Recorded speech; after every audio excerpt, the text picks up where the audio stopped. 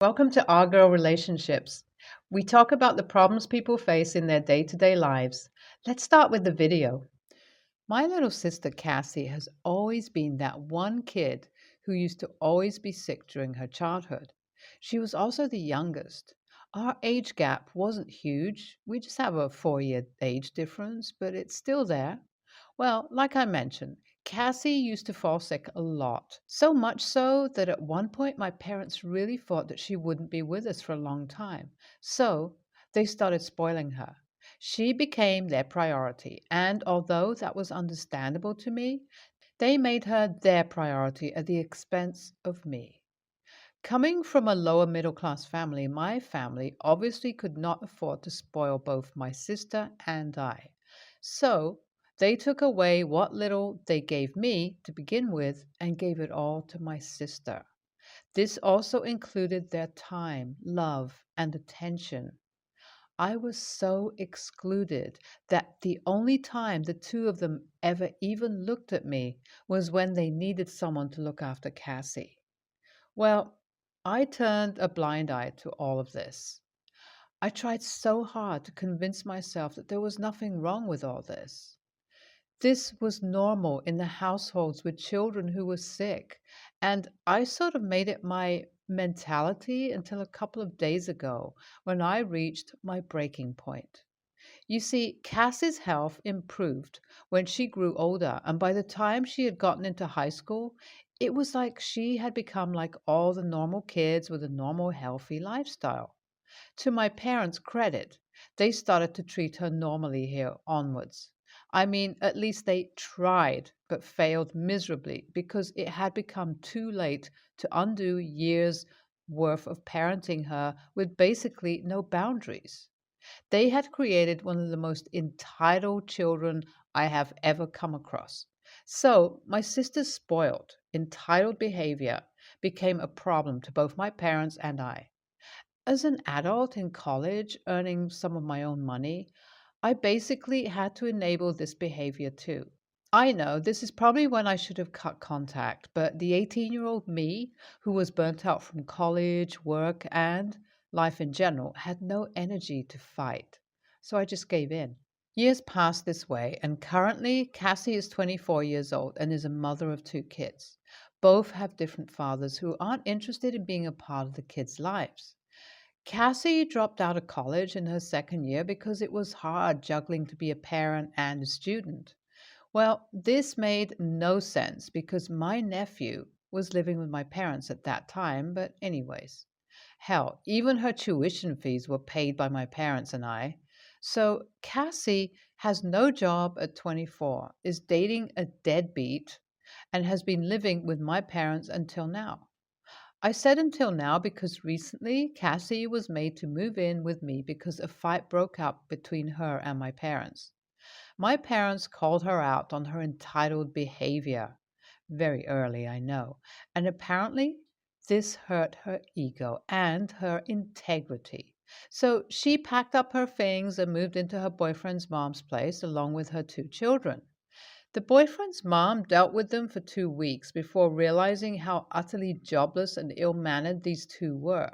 So she kicked them out as well, only allowing her son to live with her, who very happily accepted the offer, having no care for my sister. Now, with no place to live, she knew she was screwed because not only my parents, but her boyfriend's mom would call the CPS on her for being homeless and having no money to take care of her kids. That is what she told me when she called me and asked me if there was a way I would allow not just her and her kids, but also her boyfriend a place to live. I immediately said no to the idea of her boyfriend here. He's a shady guy and like 3 times worse than my sister. There was absolutely no way I'd allow him a place to live in my house. Well, you all know my sister had absolutely no other choice and took me up on it, deciding to move into our guest room. I guess this pissed off Mr. Macho Man, her boyfriend, because I could just feel the anger through his passive aggressive remarks every time he came over to visit my sister. Well, this wouldn't have been a problem if his remarks were just limited to me. I know what kind of a man he is from the moment I met him and knew to take whatever he said as a grain of salt. Well, I guess he took my silence as me letting him assert his dominance or some BS, because this jobless son of a bee then started throwing remarks at my husband. These remarks weren't just anything, they were extremely emasculating. If it weren't for my nephews, my sister and him both would have been on the streets by now. But my husband and I shut our mouths every time looking at them because we knew we didn't want them to suffer just because their mom made horrible decisions in her life. Well, there is only so much that someone can handle, and both my husband and I had enough. The straw that broke the camel's back was when my husband and I invited my parents over for a small dinner to celebrate my husband's promotion at his workplace. We invited my sister's boyfriend too, and I know that was our first mistake. We all drank a little and enjoyed the meal while engaging in conversation. Well, I don't know why, but my sister's boyfriend had the bright idea to start with his comments once again, and what he said this time made both my husband and I go crazy. This man, who doesn't have the capability to keep a job for the past 4 years, had the sheer audacity to say that my short, effeminate looking husband probably cannot satisfy me, after giving him constant, unwanted advice on fashion and how he can become masculine. Well, obviously, this was it for my husband, and he started yelling at him, asking him, what does he even think of himself?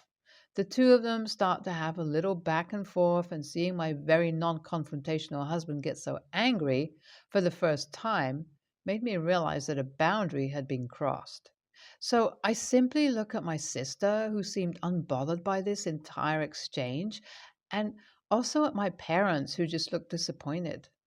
I tell my sister that she needs to pack her bags and get out of the house. I tell my parents they can take her with them if they care, but she isn't going to be living with us anymore. I've had enough of her and her stupid little boyfriend acting like they're in high school. The room fell silent, and I guess my sister's pride was hurt once again because she went to pack her and her kids' bags. I guess she thought that her Mr. Macho boyfriend would look after their living situation, but that is simply not the case. When she returns expecting her boyfriend to do something, he simply just says that he is done with taking all this disrespect from our family. Apparently, this is too much for a man with integrity like him and other BS, before leaving and telling my sister to only call him when we're ready to apologize to him. LOL. I guess the realization hits my sister that she's practically homeless because my parents told her that they were not letting her back into their house again. This is when the crocodile tears start rolling down her cheeks and she falls on her knees, begging us to give her a chance. How she will do anything, yada yada. I simply tell her, we're done. I can't take the responsibility of a 24-year-old living like she's 16 anymore, and it was about time she faced the consequences of her actions. It hurt to see my nephew so confused as to what was happening, but I knew for her to have some accountability, she needs to face at least some hardships. So after her crying session didn't end, even after waiting for her, I told her that I might have to call the cops. I guess this is when it hit her, and she left with my nephews. She's been living in her car for the past 2 days, and her kids have already been taken away by the care system. She's been calling me and my parents nonstop, blaming us for everything that's happening with her. The news has reached our relatives too, who are all blaming me for her condition. I know I wasn't wrong for kicking my sister out of the house, but was I?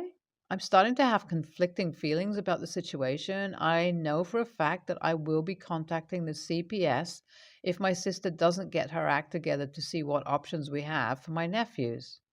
I need some advice, judgment on what to do. AITA. It's been a week since everything went down, and my sister is still unwilling to budge. She still thinks that someone is going to come to save her. The same relatives who berated me previously want nothing to do with her, as she's going from household to household asking for a place to live. Many of my sensible cousins have given her the idea of living at a shelter, but apparently that isn't enough for her. It is heartbreaking to see her have so much entitlement that she cannot even care about what happens to her children who are put in the care system. I guess the reality and depth of the situation still hasn't hit her. It is very saddening to see how unfit she is to not only become a mother, but also to find herself a partner and become a good partner herself. I really don't care about her. I don't, but my heart just breaks for the little kids who must be so confused without their mom. So I decided to call CPS and inquire about my nephews. According to them, they, in fact, are looking to place my nephews into temporary custody and were looking for any relatives for the same.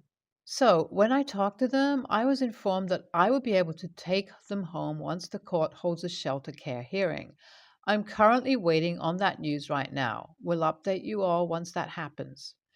This is going to be my final update. I last posted about a month ago, and firstly, want to thank all of you for your amazing advice and support. It gave me a lot of good insight during an overwhelming period of my life where I didn't know what to do. So, to start the update on a good note, my nephews have started living with me. I have received temporary custody of them until my sister gets her act right.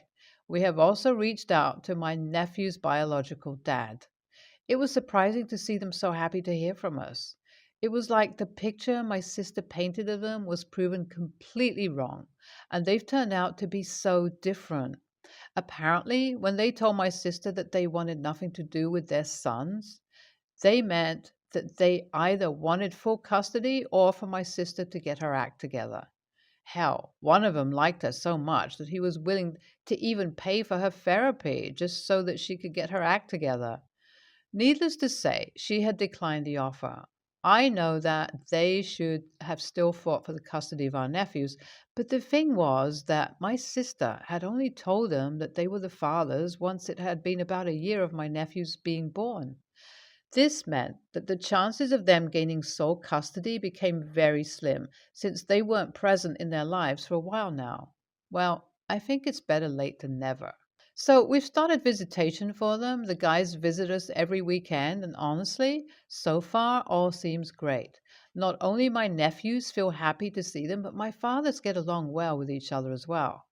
I hope this is the beginning of a good co parenting relationship between the two of them until my sister comes around. As for her, I guess slowly she's starting to come to her senses.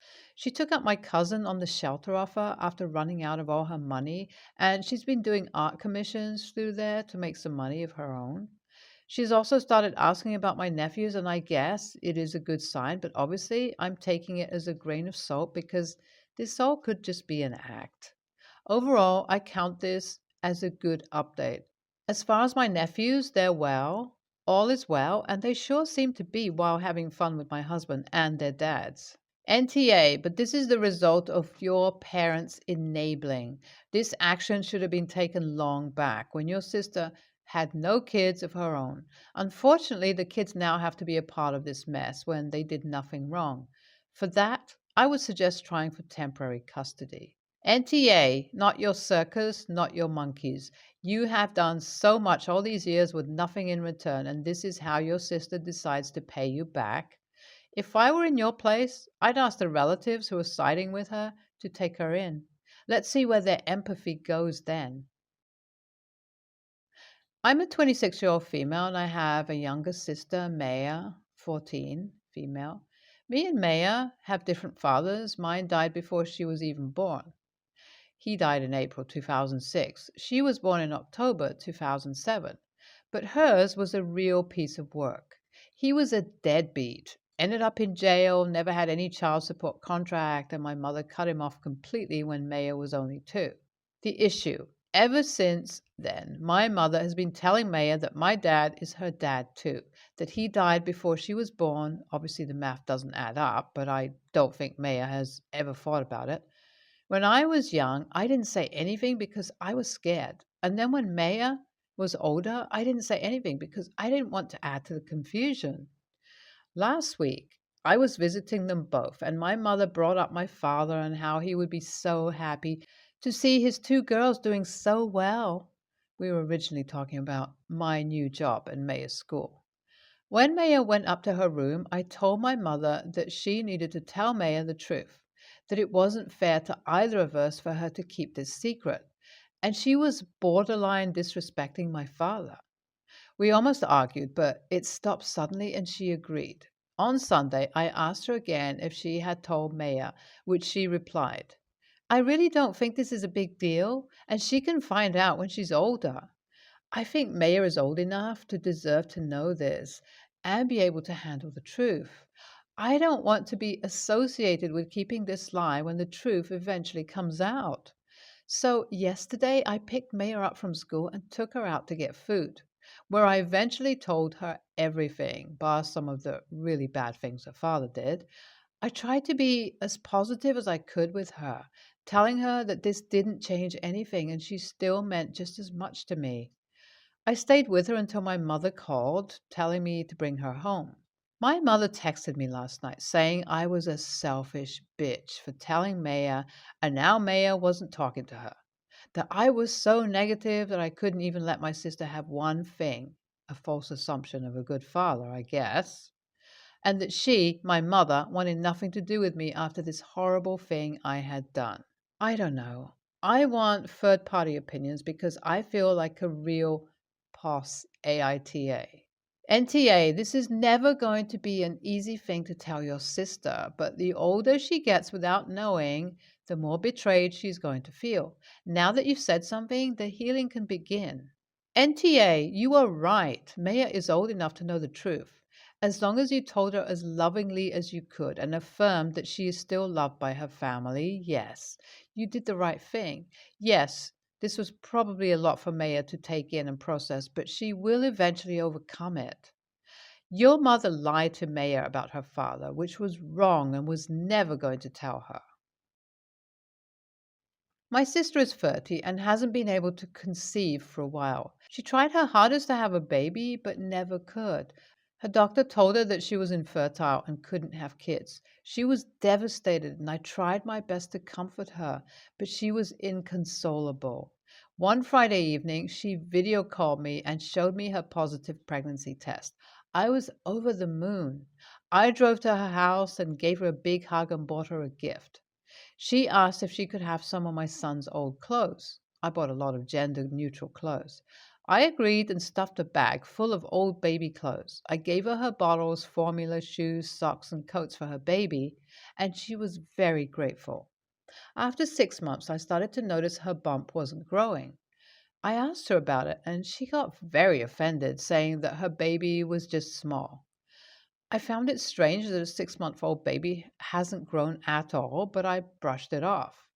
I kept on noticing small things. She hadn't bought a cot or anything for a baby. She was still eating sushi and food she couldn't have. She had never been to an appointment and she didn't have any ultrasounds of the baby. She told us that her baby was a girl, but didn't buy any girl clothes, but I assumed she was just going to use the stuff I gave her.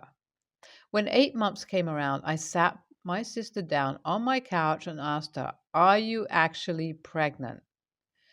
She sat silently, but I could see the anger rush through her body. She started crying, asking how I could say such a thing to her. I continued with, I have noticed that you don't look pregnant and you have not bought anything for your baby. She looked at me and in a teary voice replied, I had a miscarriage. I didn't want to tell anyone until I was 9 months and just say it was a complication. I was gobsmacked. I had just accused her of faking a pregnancy when she was grieving the death of her baby. Am I the a hole? NTA, encourage your sister to get therapy. She needs it. NTA, it's your sister, not a casual acquaintance or a stranger. Of course, you're going to ask her something after a few months go by. Is there a husband, partner? I would talk to them discreetly. Your sister is either in terrible grief over the miscarriage, or there was never a baby and she made up the whole thing, or maybe they tried to go surrogate or adoption route and something didn't work. She probably should speak to a counselor.